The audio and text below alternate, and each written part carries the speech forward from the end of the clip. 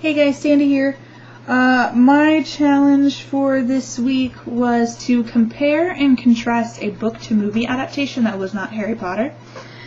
And I had several different books that I wanted to do. I had a list of several different ones, including Lord of the Rings, The Help, Pelican Brief. I think I had Midsummer Night's Dream in there too. But my sister really wanted me to choose The Help, because it was a really good movie, it was a really good book. I just couldn't find enough things to go back and forth about, because they did a really good job going from the book to the movie and staying really close to what actually happened. So instead, I chose Lord of the Rings, because personally I really love the movies and I really liked the books too, but they had a lot of stuff that changed between the two. So I'm going to go back and forth about that a little bit. The first thing I want to talk about, it's probably going to seem a little bit nitpicky, but in the very first movie, in Fellowship of the Ring, when Sam is spying on Frodo and Gandalf underneath the windowsill, and he's eavesdropping on the conversation about what happened with the original history of the ring. In the books, he was actually spying for Frodo's other friends, Merry, Pippin, and Fredger, who's not even mentioned in the movies at all. And in the movie, he's not spying for anyone, he's just eavesdropping on the conversation. And the only reason that I even point out this difference is that it's related to an attempt to kind of dumb down the hobbits in the movies and give them more room to grow as characters throughout the 3 different movies. And if Sam is made to be scheming with Merry and Pippin, then the 3 of them actually are a whole lot smarter than they're portrayed. And I kind of understand this difference because there's 3 movies, and if you don't kind of give them room to grow as you go, then it kind of makes for a boring characters.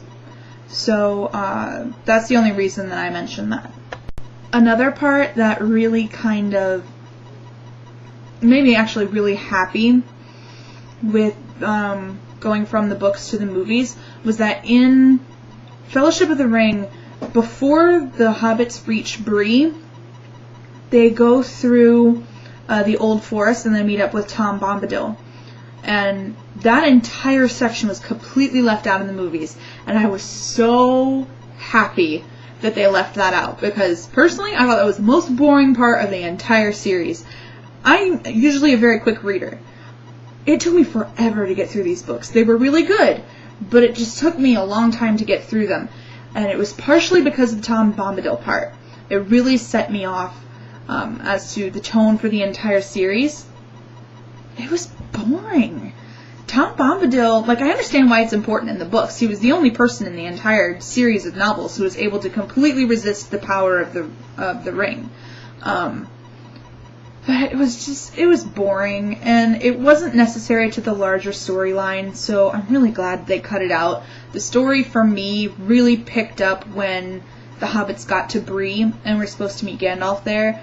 So the fact that in the movies they went straight from the ferry at the edge of the Shire to Bree from there, that made me incredibly happy. Something that made me really annoyed about the series of movies is Arwen. I love the character of Arwen. Liv Tyler did a great job on that character, but Arwen is mentioned maybe 3 times in the entire series of novels. She's kind of a background character, and even though it is mentioned that Aragorn has a love interest for her, and his love for Arwen is why he spurns Éowyn later when he's in with the Rohirrim in Rohan. And making a storyline around Arwen makes that decision to spurn Éowyn a lot easier to understand in the movies. Arwen was mentioned 3 times. She only had 1 line in the entire series, and that was in the 3rd book, near the end. The only reason she had a bigger part in the movies was, 1, because they wanted to have elements of a love story that would make the series of movies more attractive to a larger female audience. Because frankly, the entire series, people who are going to be into The Lord of the Rings, let's be honest, we're nerds. And that's okay, but that's basically the demographic that you're talking to. And so putting a larger element of a love story in there makes it more attractive to a female audience. And the second reason that they expanded that part was because Liv Tyler literally begged the writers and producers and directors for a larger part. I mean, she begged them so that she could have this part in the movies, which was cool. Like I said, she did a good job, but it kind of annoys me because it wasn't there in the books. Something else that was kind of annoying, this wasn't necessarily such a huge deal, it's probably nitpicky, but Gimli, the way they portrayed Gimli annoyed me. First of all, from what we know of from what we know of dwarves, in every series that has dwarves are portrayed as very sturdy and hardy characters. They're known for endurance and being strong and building things and all that. And that is absolutely true in The Lord of the Rings. Every time you hear anything about dwarves, they are strong. They build wonderful things. They make very strong armor and weapons, and they build these beautiful mines, and they're enduring. They're known for their strength. And while all the little comedic reliefs that they gave Gimli in the movies were great, I loved them, they were hilarious, they're supposed to be hardy and enduring, and the movies kind of painted him as a little weak. I mean, he had to run to keep up and huff and puff, and they added in this line how they're great natural sprinters, but not known for cross country, which is entirely not true. And even in the books, I mean, he was strong. He didn't have to ride a horse. He kept along with everybody just fine. And that just kind of annoyed me. I mean, it was funny, but if maybe a little nitpicky, it annoyed me. I'm going to go a little bit out of order with these last two, only because there's one that really needs to not have been done the way that it was. So I'm going to save that for last. But in the end of the series, when the hobbits return to Hobbiton in the Shire, it's left pretty much untouched by everything that's happened in Middle-earth. The war never came to the Shire, nothing was destroyed. The only time that anything ever happened in the Shire was when the Nazgul first came through looking for them, and they ran out of the Shire in the very beginning of the books, or in the movies.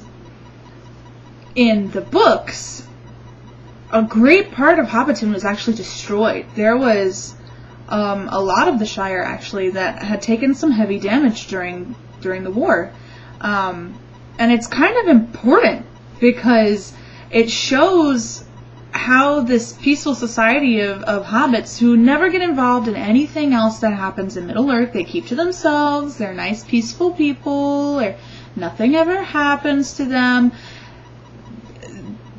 Having them be majorly wounded and destroyed in the books gives them, it lets them learn of how war really affects everyone, and it makes a major point of the series that Tolkien was really trying to make about how war affects everybody, not just the people who are in battle. That everybody has to be vigilant against the darkness because nobody is safe from evil. And that's one of the major points that Tolkien's trying to make with this series.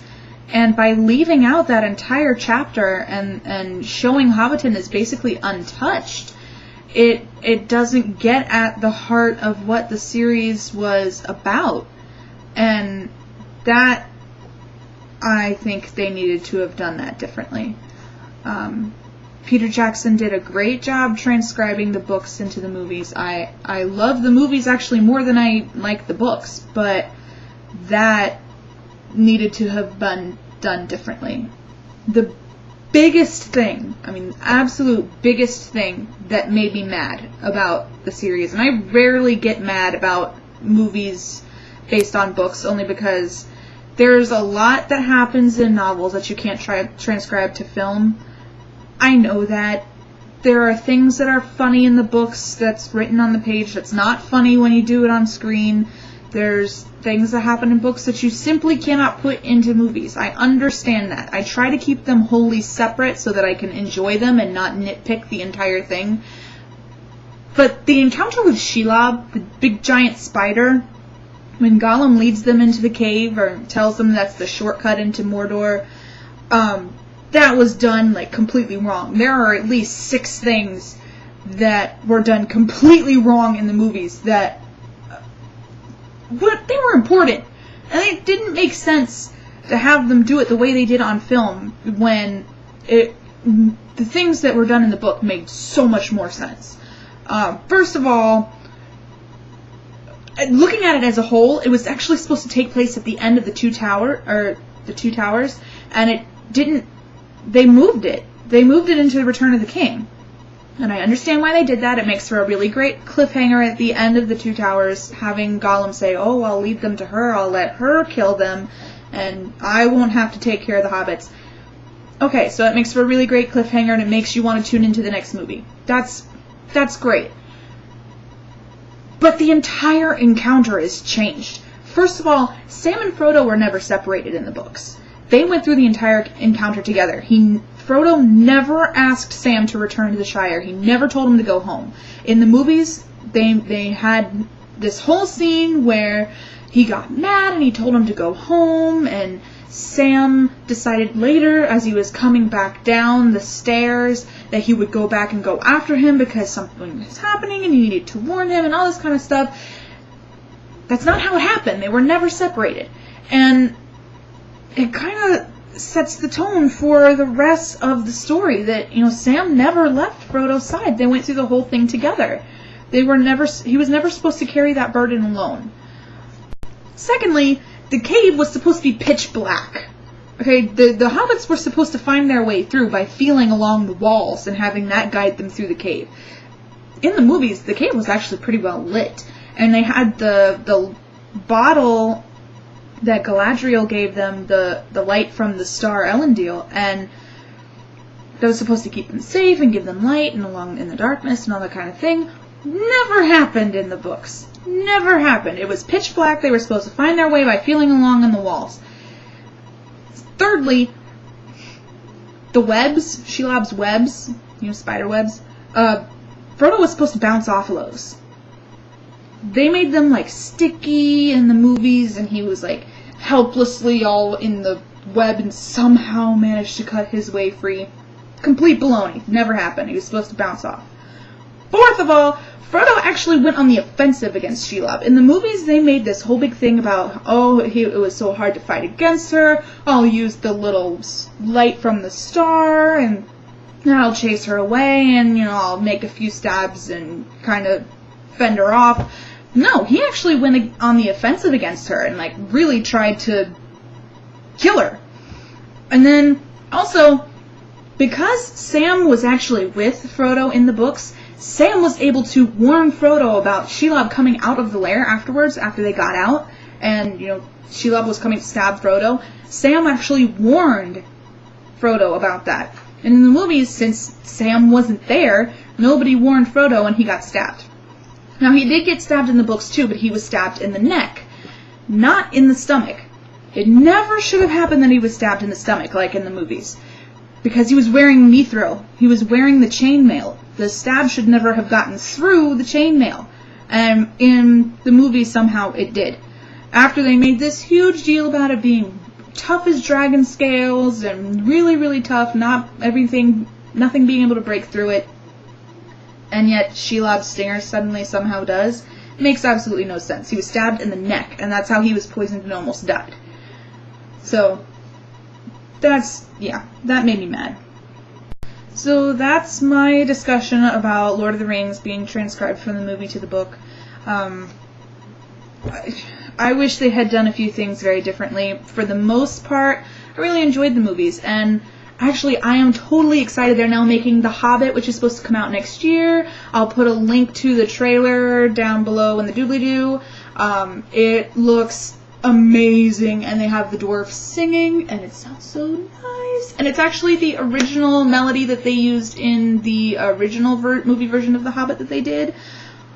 It sounds amazing. I'm so excited to see what they do with it. They're splitting it into 2 parts. The first part comes out December 14th, 2012, and I know some of you already know this because I've seen all the wonderful postings on Facebook. And so I'll put the link to that for those of you who haven't seen it, again, down in the doobly-doo. And I'll put also the links to some of the sites that I went to confirming some of my big mistakes that Peter Jackson did while transcribing the books to the movies.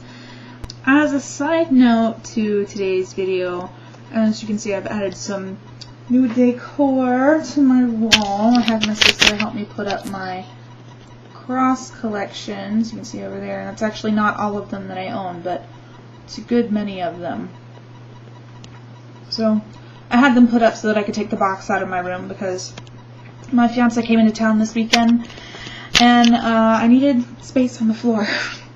So that he could set all his stuff, because he is just as much of a clutter bug as I am, if not more, so I needed the extra space so that he could pile all his stuff somewhere. So we added some stuff to my wall, and now my room looks nice, and you have something else to stare at in the background. I wanted to film somewhere nicer this time, but it's been raining, so I really couldn't take my camera anywhere to film without messing it up. Plus I've been working a lot, so I haven't really had a chance to go anywhere really nice to film. So you're stuck in my room, but at least there's different decor to stare at. As for my challenge, I'm going to challenge Sparks. You haven't done a video in a while because we've added some new people to our rotation. So I'm curious to see your viewpoint on this. I want you to do a video about your viewpoint on the death penalty and capital punishment. You got really excited about your stupid laws, and you talked about gay marriage, and you talked about when you got into best and worst inventions. You had some interesting viewpoints there, so I am curious to see what your viewpoints are about capital punishment.